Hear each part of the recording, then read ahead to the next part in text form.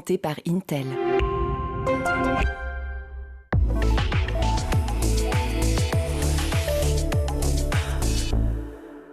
Bonjour à tous et bienvenue dans le grand JT de l'éducation. Tout de suite, le sommaire. L'inclusion pour les élèves en situation de handicap, c'est un sujet épineux pour l'éducation nationale. Un rapport le mois dernier a été présenté sur l'inclusion. On va en parler dès le début de cette émission avec nos invités. Préparer la future insertion sociale et professionnelle des enfants en famille d'accueil, c'est une des nombreuses missions de l'association SOS Village Enfants, dont on parlera aussi dans quelques instants. Et vous retrouverez Malika Ménard dans Souvenir d'écolier. Cette semaine, son invité est le sportif Axel Alétru. Mais avant cela, place à l'actualité de l'éducation avec Guillaume Ouattara.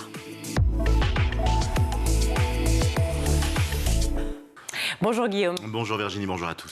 Prenons la direction de Rennes pour ouvrir ce journal où une élève de 5e a menacé ce matin son enseignante avec un couteau. Des informations révélées dans la matinée par le journal Ouest France et confirmées par l'agence France Presse ce matin, donc entre 9h30 et 9h50. Une jeune fille a menacé son enseignante d'anglais avec un couteau au collège Les Hautes-Ourmes à Rennes. On ne connaît pas pour l'instant les raisons de ce geste. L'enseignante a immédiatement quitté la classe en courant, poursuivie, selon les premiers témoins, par la jeune fille qui a été arrêtée quelques instants plus tard par le personnel de l'établissement. Elle a été évidemment interpellée, cette jeune fille, par les forces de police. Le procureur indique que bien qu'on ne connaisse pas les motivations exactes, il est clair que la jeune fille avait l'intention de tuer son enseignante.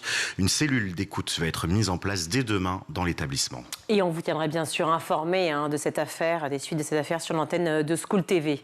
On poursuit avec cette nouvelle journée de mobilisation aujourd'hui contre la fermeture des classes préparatoires. C'est assez inédit pour être souligné. C'est une intersyndicale des représentants de professeurs de classes préparatoires qui appelaient à la grève la PHEC, la PPLS, l'UPA, l'UPLS, l'UPS et l'UPSTI, qui sont 6 associations de professeurs enseignants en classe prépa économique et scientifique, littéraire et commerciale, qui ont relayé donc cet appel à la grève, suivi avec un rassemblement qui avait lieu à 15h, place de la Sorbonne. Sur X, on parle de ces suppressions de classes et l'énervement laisse place maintenant à l'analyse des arguments avancés par le rectorat pour ces fermetures. Et pour Brian Vallès, qui est enseignant en classe préparatoire, ça ne passe pas.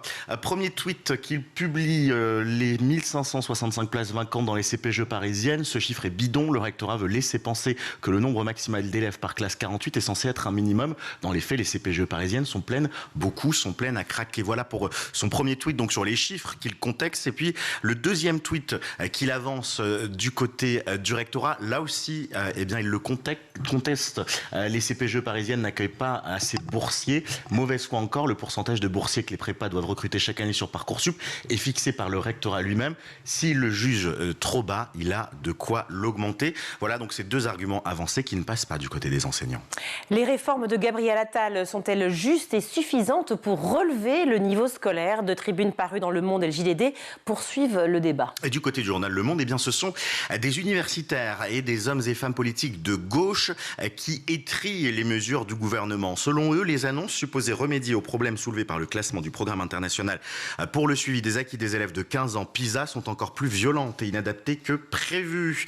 Pour les auteurs de cette tribune, le véritable problème, c'est pas tant le manque d'acquis de la part des élèves, mais c'est les inégalités sociales et scolaires qui sont justement pointées du doigt par PISA et pas vraiment analysées par le ministre. Ce sont des mesures qui officialisent un tri social, selon les auteurs de cette tribune, que l'on prétendra consenti par les enfants les plus démunis, car toutes les chances leur auront été prétendument offertes. Et puis d'accuser le ministre d'une idéologie qualifiée de droitière. Autre journal et opinion complètement opposée. Cette fois, c'est dans les colonnes du JDD, où la Fondation pour l'école, par la voix de sa directrice du développement, Anne-Françoise de Saint-Albin, s'exprime. Une fondation qui, elle, est classée plutôt très à droite, conservateur.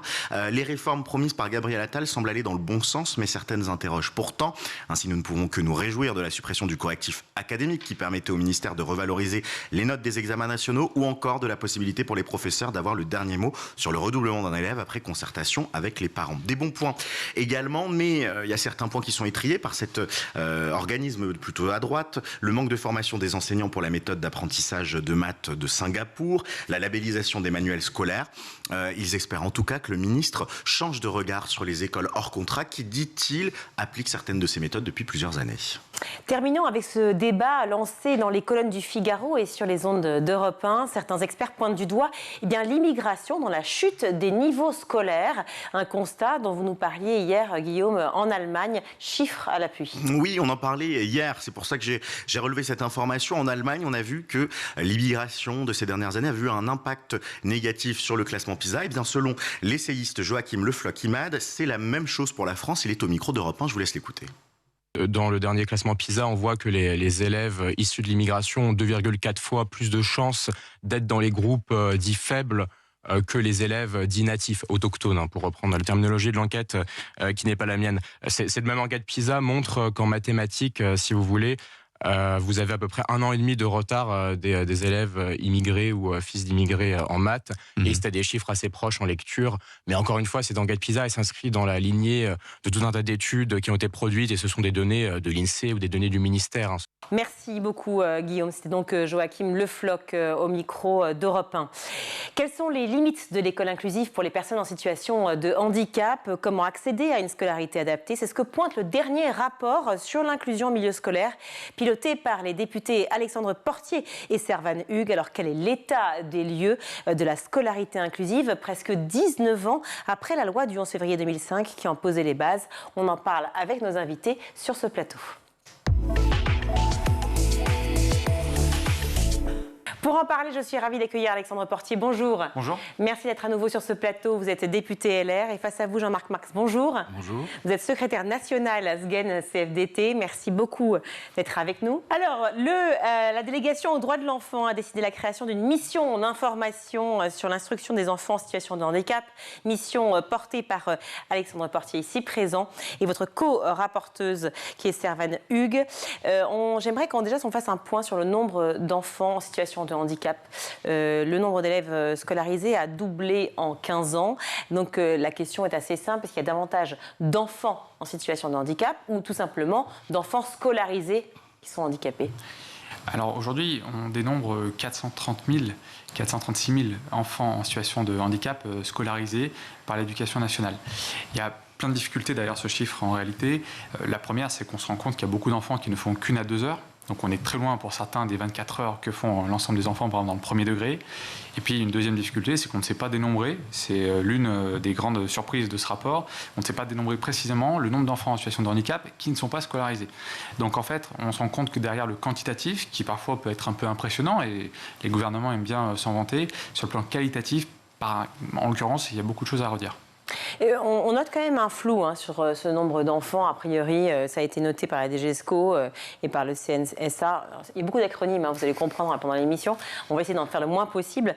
Mais en tout cas, c'est pas très clair. C'est-à-dire que la complexité, c'est pour ça aussi qu'on est là pour en parler, de scolariser un enfant en situation de handicap, elle est manifeste pour beaucoup de familles. C'est ce que vous ressentez aussi, Jean-Marc Marx? Alors oui, je pense que c'est assez représentatif de la situation, c'est-à-dire qu'on a à la fois des données qui sont statistiques mais qui ne sont pas forcément qualitatives. Et, on a aussi, de manière générale, des difficultés sur le repérage. C'est-à-dire on a quand même, notamment en école maternelle par exemple, on a beaucoup d'élèves qui sont en situation de difficulté, et puis il faut trouver le moyen de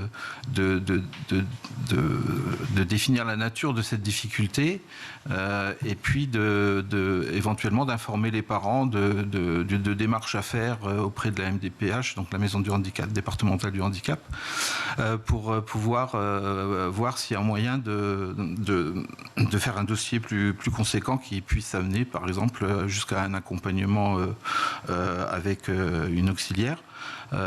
Et donc c'est aussi le moyen de dire que pendant toute une période, on a des élèves qui sont en difficulté et des enseignants qui gèrent cette difficulté sans avoir potentiellement de ressources supplémentaires ou d'accompagnement spécifique ou de conseils spécifiques pour venir en aide à ces élèves et des situations parfois complexes. Et oui, évidemment, des situations complexes dont on va parler aujourd'hui et justement des propositions que vous faites via ce rapport d'information qui est sorti le 14 novembre dernier.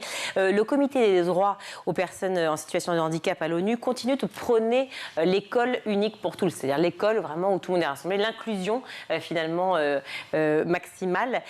Vous, vous ne dites pas la même chose, Alexandre Portier. Vous dites peut-être qu'il faudrait revoir cette question-là, ce qui n'est pas facile déjà à poser comme question. Tout à fait. Est-ce que ça a été bien vu? Alors, je ne partage pas à titre personnel, mais je crois qu'on a un grand nombre aussi aujourd'hui d'élus, d'acteurs de terrain à ne pas partager la position internationale. On se rend compte que le tout inclusif dans lequel on nous a engagés il y a quelques années pose beaucoup de soucis sur le terrain. Et le bon thermomètre dans ces questions-là, qui sont des questions éminemment humaines, c'est souvent le vécu des familles. Je crois que la base, c'est quand même comment ça se passe sur le terrain et est-ce que les familles y trouvent leur compte. Le nombre de familles que j'ai pu recevoir dans ma permanence qui rencontraient des difficultés à accompagner l'inclusion scolaire, qui ne trouvaient pas dans le mur administratif auquel elles étaient confrontées les solutions concrètes dont elles avaient besoin, me mène à penser qu'on doit aujourd'hui proposer un autre modèle que le tout inclusif, très clairement. Alors un autre modèle, ça ne veut pas dire faire tout le contraire, hein. C'est le penser différemment, c'est peut-être s'adapter. C'est ça? Il faut qu'on passe, pour être très clair, à un acte 2 de l'école inclusive. En disant on a réussi un saut quantitatif qui est immense, il faut maintenant qu'on arrive à faire du qualitatif. Quand vous dites quantitatif, ça veut dire quoi exactement? Ça veut dire un nombre maximal d'élèves qui effectivement rentrent dans l'école dite ordinaire? 430 000 enfants, c'est déjà une réussite collective. Il faut le souligner, mais c'est une réussite collective qui s'est faite aussi à un certain prix. Et le prix, ça a été notamment une charge nouvelle et très importante pour les enseignants. Ensuite, ça a été au prix, parfois, de casse humaine, notamment du côté des familles, parce que tout ne fonctionne pas. Et quand on dit tout inclusif, on cite souvent le modèle italien. Le modèle italien qui repose beaucoup sur l'école et qui a conduit à fermer un certain nombre d'institutions qui accueillaient les enfants en situation de handicap. Il a aussi ses revers. Les revers, c'est que quand ça ne marche pas, ce sont totalement les familles qui prennent en charge. Et ces familles, dans un modèle italien qui culturellement repose beaucoup sur les solidarités familiales, il peut marcher. Dans des pays où c'est un peu moins le cas, c'est beaucoup plus compliqué. Et en France, parfois ça l'est. On voit que ce modèle du tout inclusif, il abîme beaucoup de familles au passage. Et qu'on ne peut pas proposer aux familles ce modèle unique de l'école, qu'il faut, en fait, je crois, c'est ma conviction personnelle, leur laisser un panel de solutions à portée de main.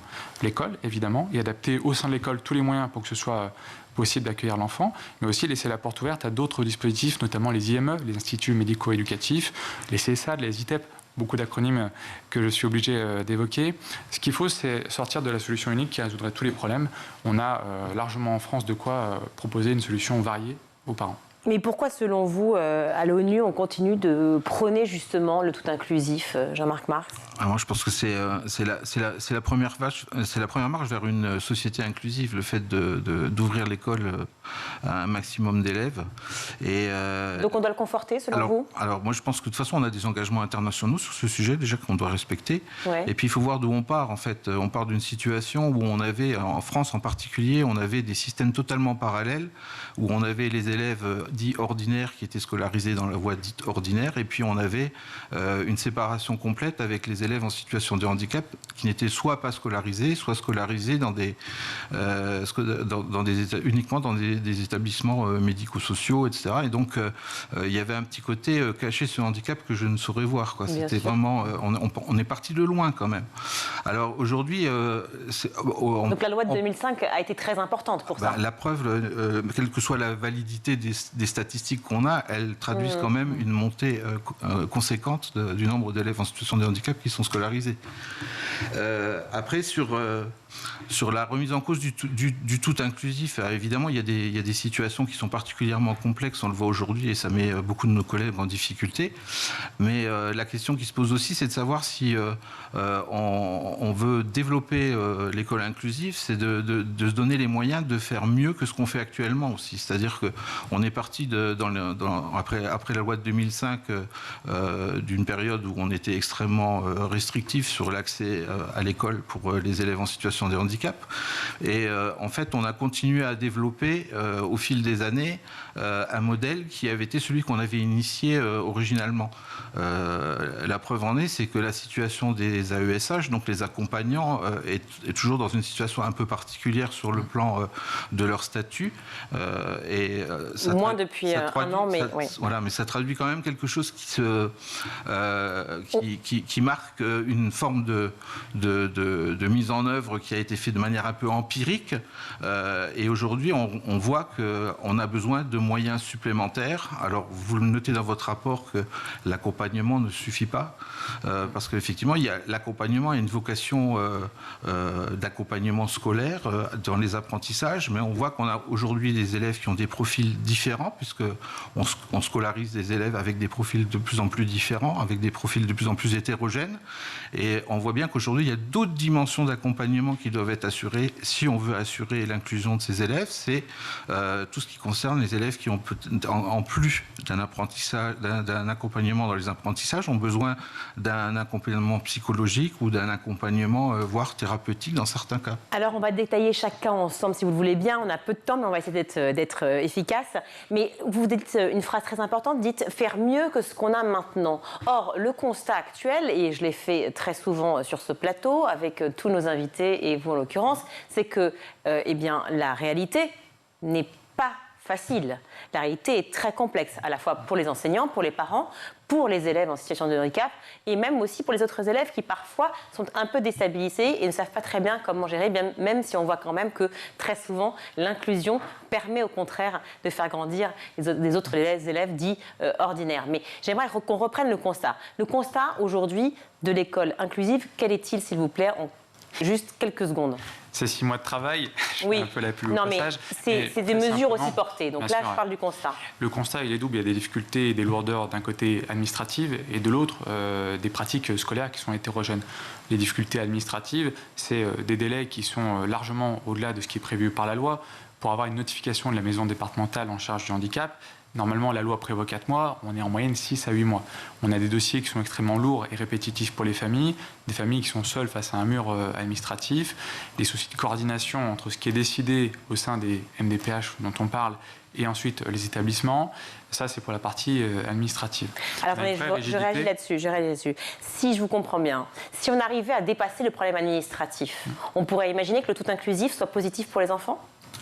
Déjà, ça fonctionnerait bien mieux, ce serait plus rapide, plus souple et ça apporterait aux familles des réponses beaucoup plus efficaces. J'aimerais que vous réagissiez à cela. Ça veut dire qu'on n'est pas dans un problème pédagogique, on est dans un problème financier et administratif, c'est autre chose. Pour moi, c'est deux choses distinctes en fait. Il y a la question du temps qui est passé à l'instruction des dossiers et qui, tout à l'heure j'en parlais par exemple, c'est parce que c'est souvent au niveau de l'école maternelle que ça se traduit parce que les problèmes se révèlent quand les enfants commencent à être scolarisés.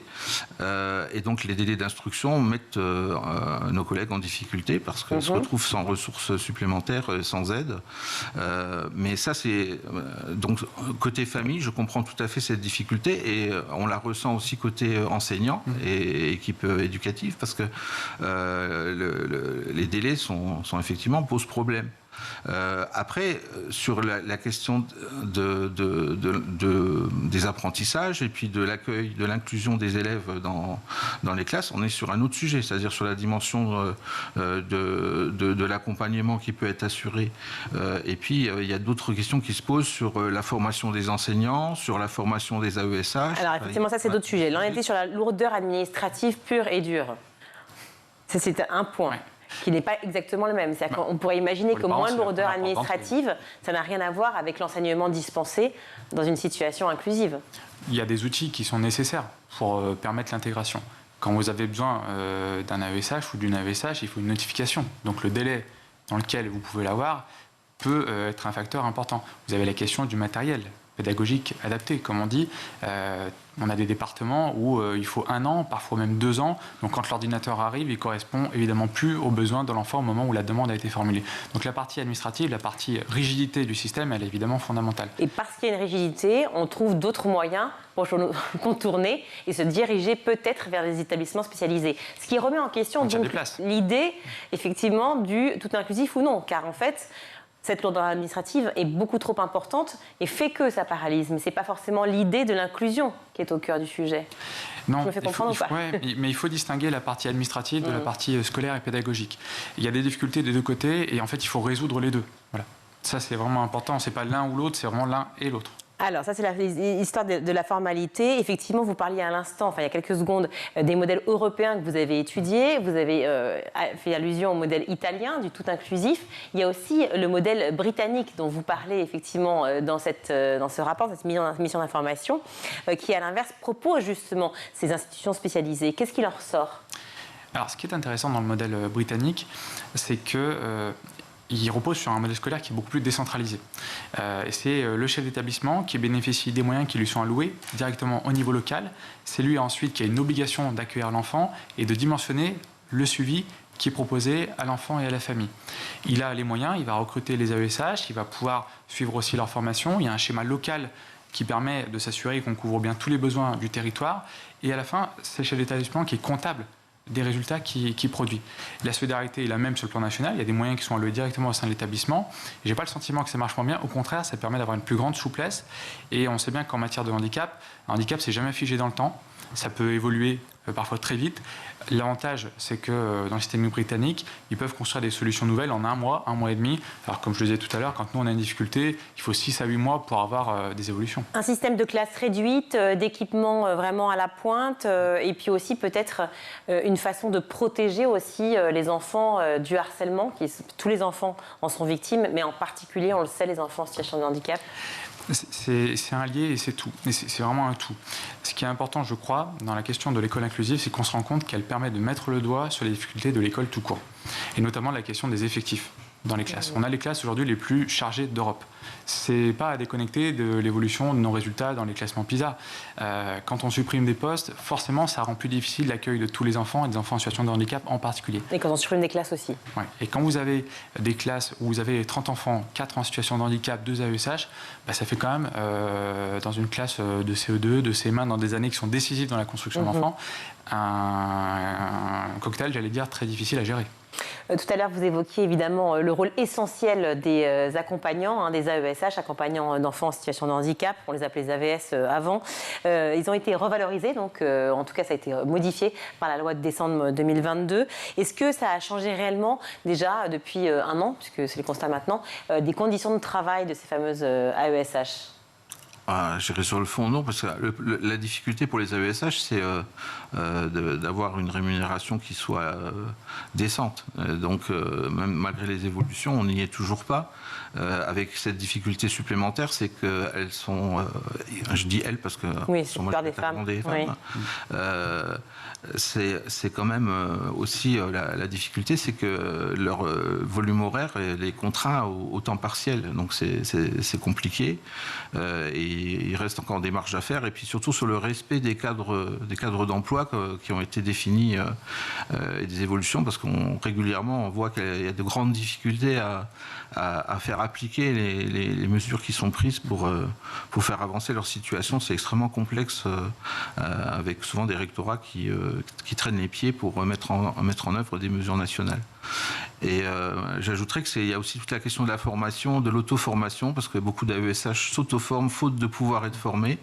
Et c'est des choses qui ne sont absolument pas reconnues, ni en termes de temps de travail, ni en termes de valorisation des compétences qu'elles ont acquises. J'ai vu dans votre rapport que vous préconisiez le fait qu'on tienne mieux compte dans leur affectation de leur expérience antérieure. Et je trouvais que c'est extrêmement intéressant, parce qu'on voit des choses parfois très surprenantes avec des AESH qui peuvent être affectés au suivi d'un élève qui a un profil qui ne correspond pas à leur expérience, et puis par contre d'autres AESH qui se retrouvent en difficulté avec des élèves qui auraient un profil qui aurait mieux correspondu à ces premières personnes. Donc il y a des choses très intéressantes à faire dans ce domaine-là pour avoir une meilleure adéquation entre les ressources humaines et puis les besoins d'accompagnement. Autre préconisation que vous avez faite justement dans votre rapport par rapport aux AESH ?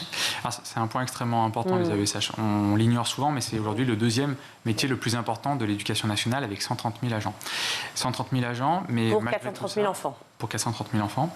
Et malgré tout ça, donc je vous laisse calculer les ratios, malgré tout ça, on ne considère toujours pas, on ne traite pas ces AESH comme un vrai métier. Un vrai métier, c'est à la fois une formation et c'est en même temps, après, une expérience, une expertise, comme vous le disiez très justement, qui doit être valorisée.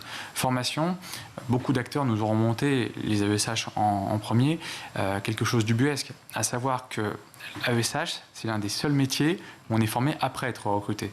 Vous êtes boulanger, vous êtes enseignant, on vous forme pendant des années, vous avez un sas d'intégration où vous êtes recruté et après vous pouvez vous améliorer. Là, en espérant que vous ayez une formation après. On vous forme après, c'est quand même dingue.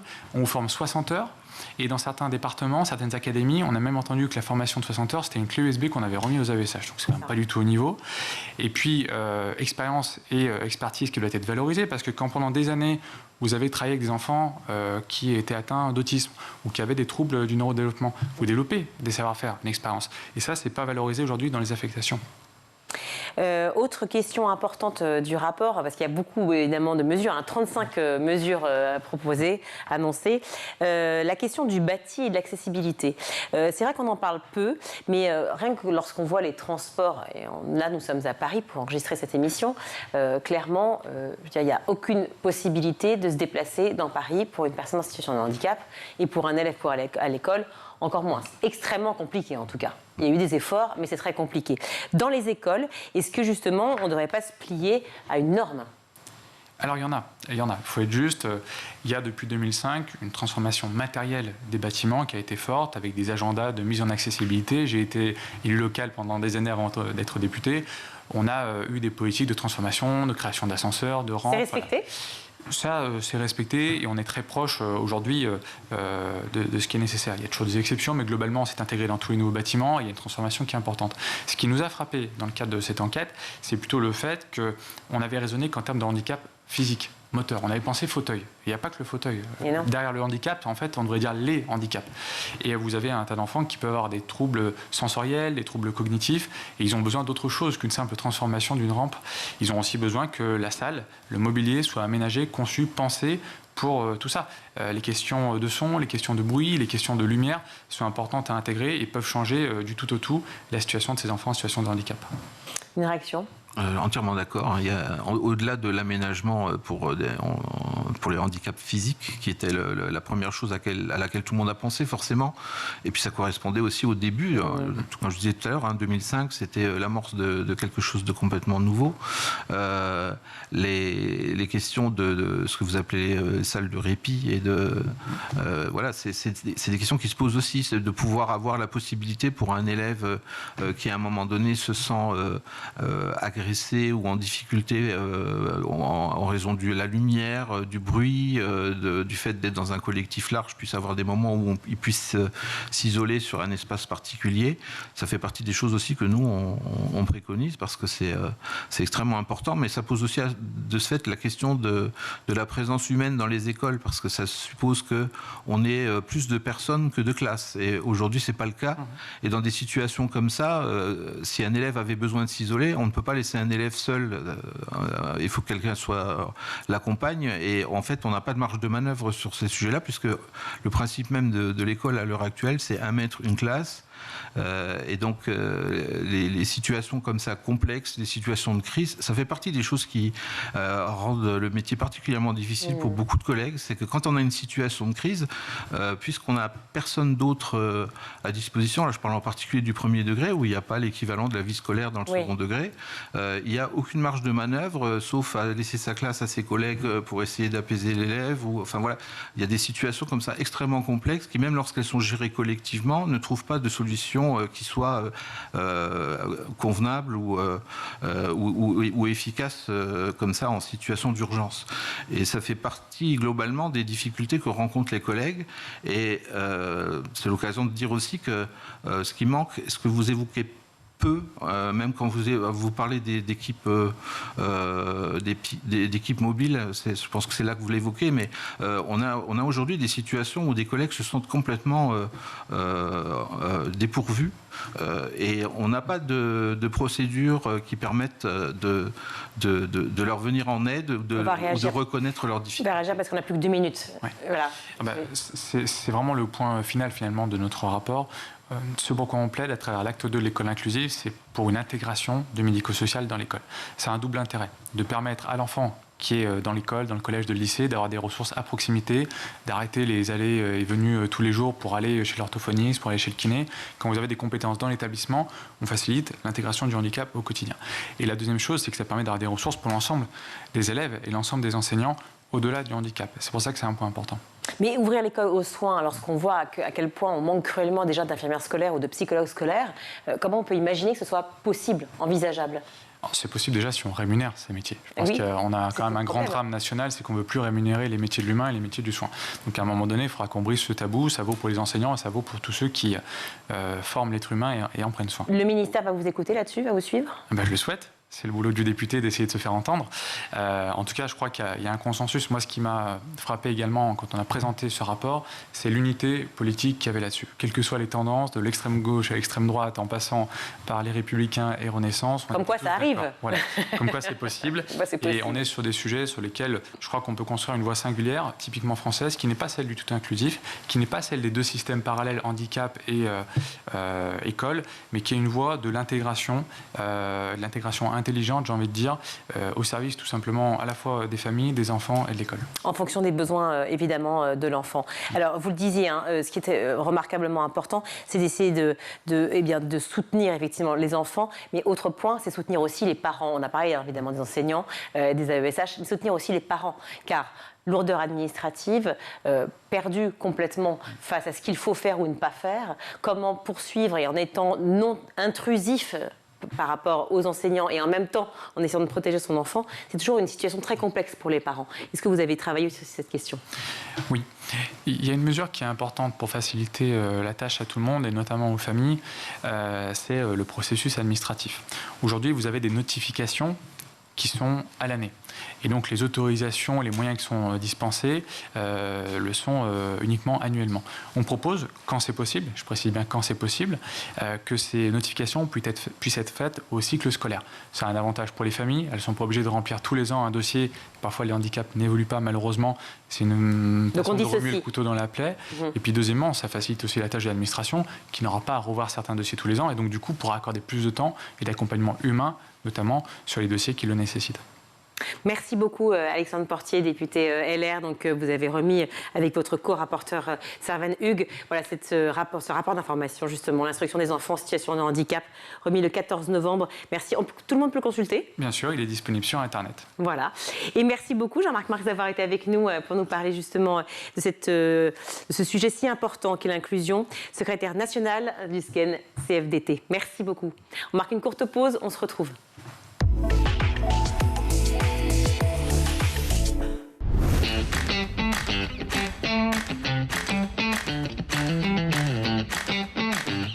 Chaque matin, dès 6h, retrouvez Emmanuel Davidenkoff et son équipe dans La Quotidienne. En compagnie d'un invité fil rouge, il vous donne des clés de compréhension et des pistes d'action en matière d'éducation. L'école, c'est le sanctuaire, mais c'est aussi un sanctuaire qui doit protéger nos enfants. À partir de 9h, Patrice Boisfer prend le relais dans le MAG. Au cœur des territoires, la parole est donnée tous les jours aux élus locaux et régionaux, ainsi qu'à ceux qui font l'école. Initiatives locales, projets éducatifs, l'équipe du MAG met en avant ceux qui cherchent à faire bouger les choses. Et donc nous devons en permanence ajuster, accompagner les jeunes évidemment, mais aussi les familles et faire en sorte qu'ils puissent étudier dans des lieux le plus agréables possible. À 12h30, School TV vous propose de plonger dans l'école du futur. Avec ses invités, Philippine Dolbeau décode et teste les nouvelles technologies mises au service de l'éducation. Comment éduquer nos enfants à l'ère du numérique ? Élément de réponse avec une équipe de chroniqueurs à la pointe des tendances tech. Nous, notre point, c'est de dire qu'avec l'expansion du numérique et la prépondérance des écrans, il est normal de donner à la littérature les moyens de se battre à l'heure du numérique. Tous les soirs à 20h30, dans le grand JT de l'éducation, Virginie Guillaume fait le point sur l'actualité du jour. Politiques et acteurs de l'éducation se questionnent sur l'avenir de nos enfants à l'école. Je me suis rendu compte que beaucoup d'enseignants aujourd'hui en France se retrouvent à utiliser leur propre téléphone portable, leur propre ordinateur pour faire des contenus ou pour dialoguer avec leurs élèves. C'est indigne. Chaque semaine, Malika Ménard reçoit une personnalité qui raconte ses souvenirs d'écolier et dévoile sa vision de l'école d'aujourd'hui et de demain. L'école de demain, ça doit être d'offrir 1 milliard de possibilités à tout le monde avec le même niveau de satisfaction et voilà, qu'il n'y ait pas les bons, les mauvais. School TV, imaginons ensemble l'école de demain.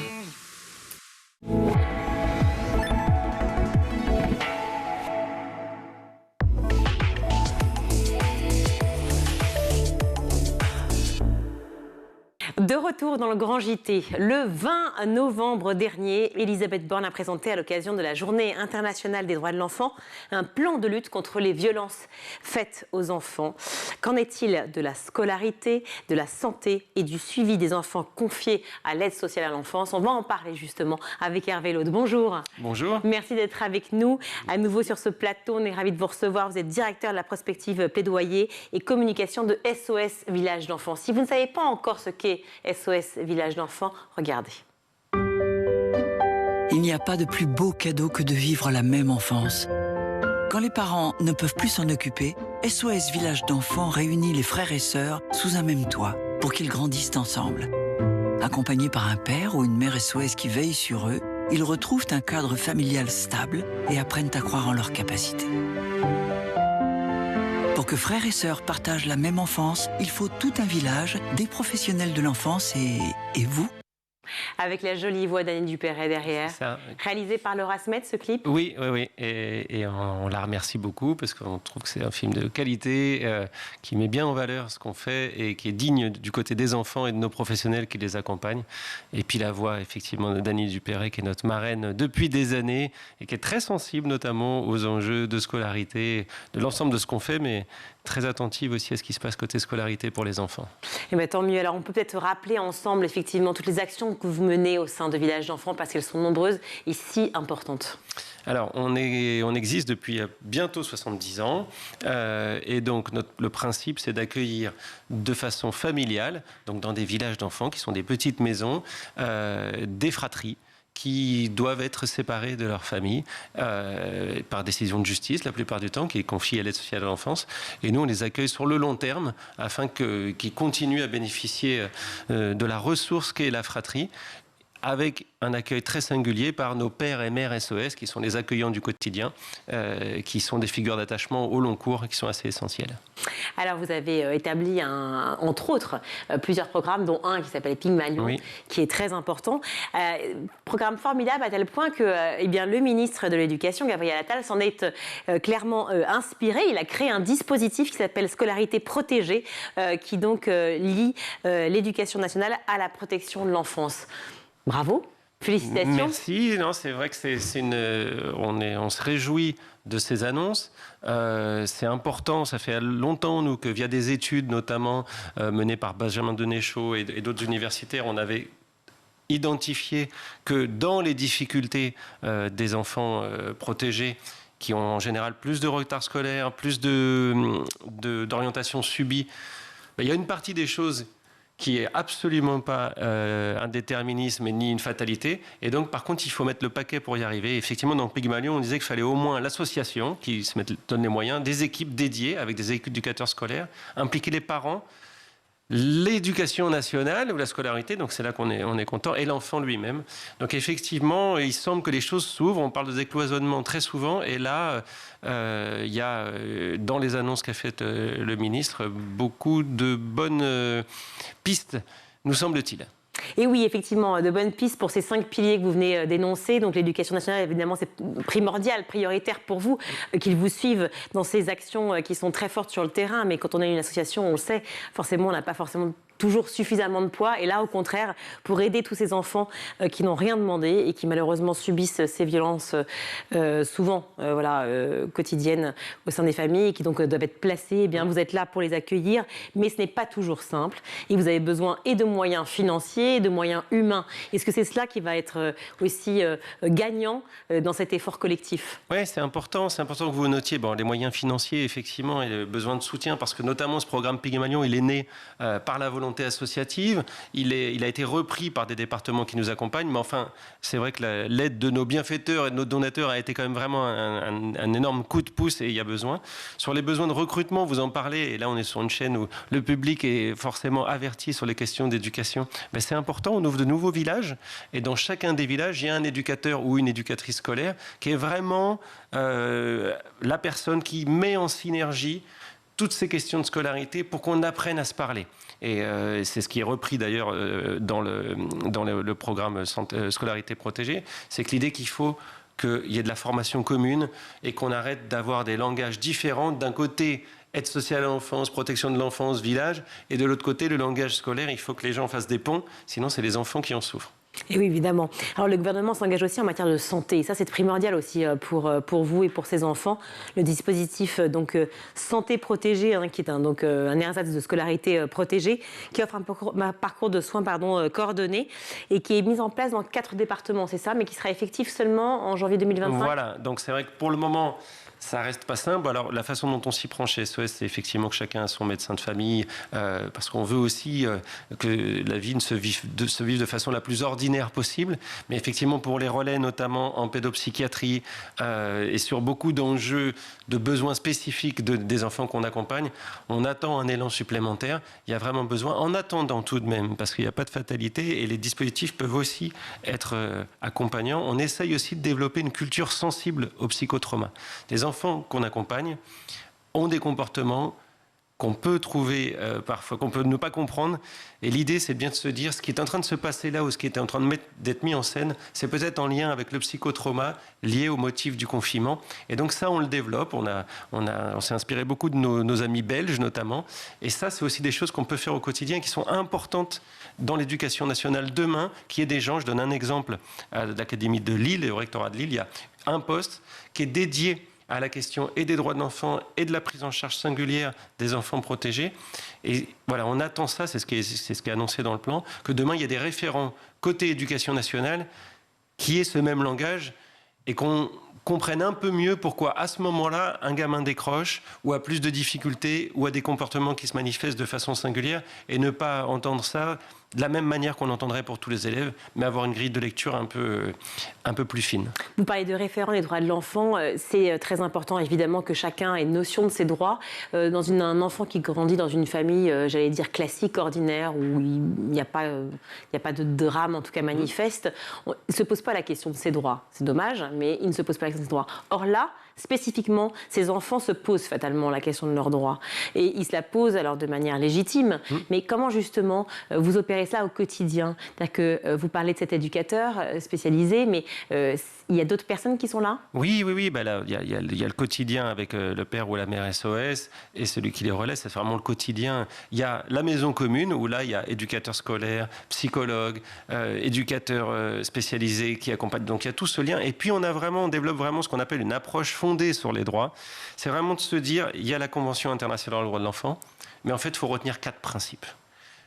La vie, la survie et le développement de l'enfant, et la santé rentre dedans. Le fait qu'il ne soit pas discriminé. Le fait qu'on prenne les décisions dans ses meilleurs intérêts. En France, on a traduit ça par intérêt supérieur de l'enfant. Ce qui est un peu un drame, parce qu'on cherche tout le temps à se dire il est supérieur à qui, c'est un peu concours des droits, alors qu'en fait, c'est dans ses meilleurs intérêts. Eh bien, on va le renommer. Exactement. Et qu'on l'associe aux décisions qu'on prend pour lui. Et ça, vraiment, c'est quelque chose qu'on a fait rentrer dans l'ADN de nos professionnels pour qu'à chaque fois qu'il y a une décision à prendre, ils réfléchissent autour de ces 4 piliers-là. Comment s'opère la scolarité de ces enfants-là? Ils vont à l'école dans le quotidien, dans l'établissement du coin. C'est pour ça qu'on est vigilant à l'implantation quand on ouvre des nouveaux villages, à ce que la commune soit suffisamment dotée, on va dire. Et puis ceux qui ont besoin de scolarité spécialisée, des enfants qui peuvent être en situation de handicap ou qui ont besoin de scolarité adaptée, on les met en œuvre, en faisant en sorte que ça ne sépare pas la fratrie, et si le grand frère a besoin d'être dans un CESAD ou un EMP, qu'il puisse rester au village pour autant, donc ça c'est important. Et puis il y a des relais, il y a eu beaucoup de formations aussi de nos pères et mères SOS sur apprendre à apprendre, parce que le quotidien, quand on l'a été soi-même, des devoirs et des enjeux qui se jouent dans une intimité familiale, même si c'est une famille SOS, il est énorme, et donc il y a aussi ça. Et juste se dire que même si les enfants qu'on accompagne ont d'autres sujets du type demain il y a une audience chez le juge, il y a un rendez-vous chez le psychologue, on n'oublie pas le devoir de maths pour autant. Et voilà, on essaye de se dire, alors ne pas oublier le devoir de maths, c'est peut-être aller voir le prof pour peut-être expliquer que là, il y a des enjeux très singuliers et que peut-être ça vaudrait le coup qu'il puisse passer le devoir la semaine prochaine. Mais aussi, effectivement, et vous le dites si bien, effectivement, qu'il n'oublie pas son devoir de maths dans le sens où il a une carrière potentielle. Exactement. Il a un avenir.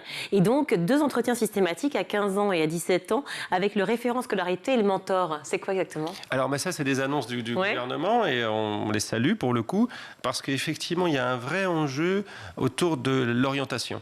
l'orientation qui est souvent subie, notamment parce que dans ce qu'on appelle le projet pour l'enfant, il y a pas assez il y a tellement de sujets qu'il n'y a pas assez d'attention à la question scolaire. Donc si demain, et on l'espère, il y a vraiment ces référents qui ciblent un peu plus spécifiquement les enfants accueillis en protection de l'enfance pour travailler à la suite de leur parcours, comment on pourra les étayer, alors ceux qui sont accompagnés par la famille et ceux qui sont accompagnés par SOS Village d'enfants ou d'autres organisations, ça peut être une bonne idée pour construire le parcours.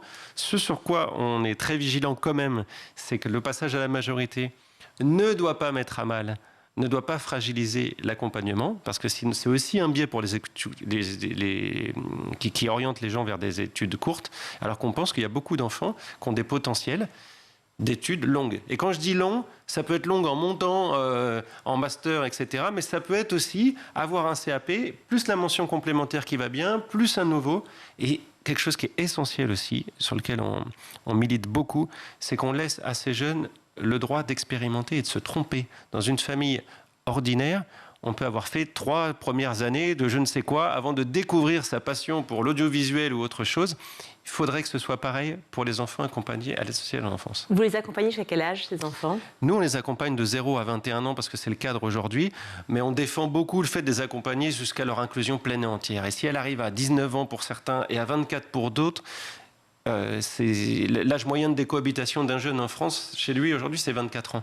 Donc pourquoi presser, stresser ces jeunes en particulier? Donc voilà, donc on les accompagne tant qu'on peut avec le soutien des départements dans le cadre légal et grâce au soutien aussi de nos donateurs, un peu plus loin sur des projets d'études qu'on finance si jamais le jeune n'a pas pu être soutenu par ailleurs. Et puis peut-être un lien de mentorat et finalement annexe pour avoir des précisions et des idées d'orientation justement. On travaille avec WePro notamment qui nous accompagne et sur ces enjeux de mentorat qui sont complémentaires, c'est effectivement très intéressant sur l'inclusion des jeunes dans leur parcours d'employabilité et un peu tout ce qu'on appelle les compétences, les soft skills, compétences douces, qui sont importantes.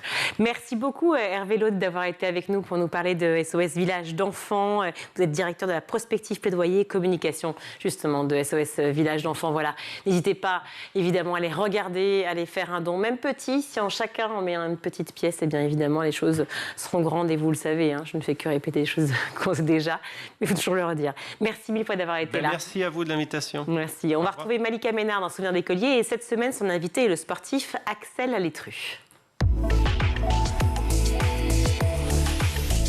On l'a dit, donc, ton parcours a été marqué par de nombreux sports, du coup des voyages. À 5 ans, tu commences le BMX? À 5 ans, je commence le vélo. C'est tôt quand même, non? Il y en a beaucoup qui ont 5 ans et qui s'y mettent? Il y a quand même il y a quelques petits boys qui roulent. Ouais. Est-ce que tu t'en souviens bien de ce moment? Oui, je m'en souviens très bien parce que quand mes parents m'ont inscrit au club de vélo, j'ai voulu arrêter le BMX parce que j'aimais pas les entraînements et l'entraîneur. Donc j'ai arrêté le vélo alors que j'adorais ça. Et mes parents m'ont emmené voir une compétition. Et là, quand j'ai vu la compétition, ça m'a donné de nouveau envie. Et quand je suis retourné au club, j'ai eu un entraîneur différent qui n'entraînait pas les petits sur le circuit, mais à côté, avec des petits exercices, des jeux ludiques, etc. Et donc j'ai repris goût au vélo. Et tu vois, grâce à un bon entraîneur, j'ai pu retrouver goût. À la bonne rencontre. Voilà. Est-ce que c'est dès ce moment-là que tu te dis, allez, ça sera pour toujours dans ma vie et je vais en faire mon métier? Ça vient au fur et à mesure. Je pense que ça se concrétise quand je prends conscience que j'ai quand même un talent et que je peux performer. Il y a eu plein de titres, tu l'as dit tout à l'heure. Voilà. Champion d'Europe junior, vice-champion du monde. Voilà.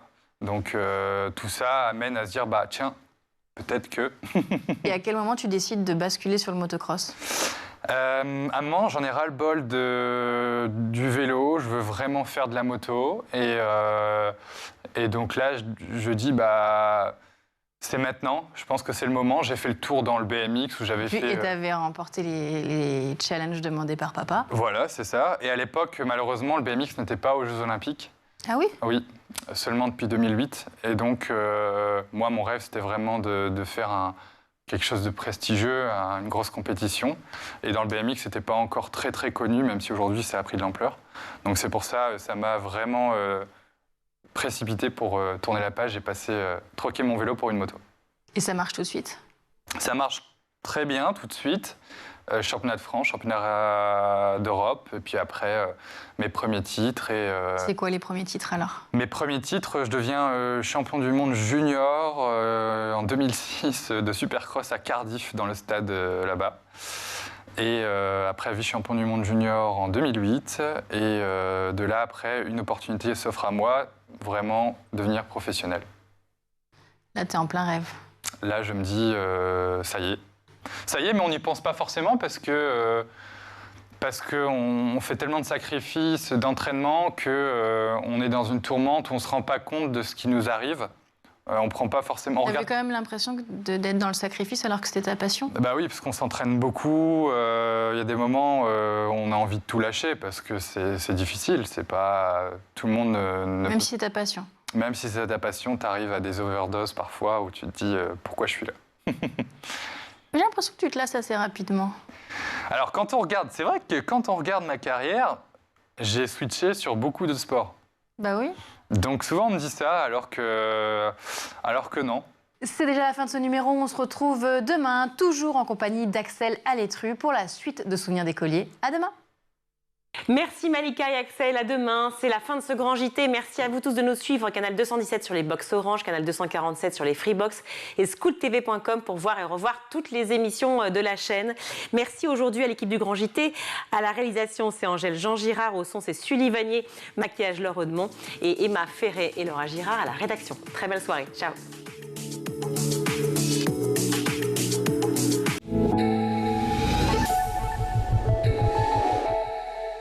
Ce programme vous a été présenté par Intel.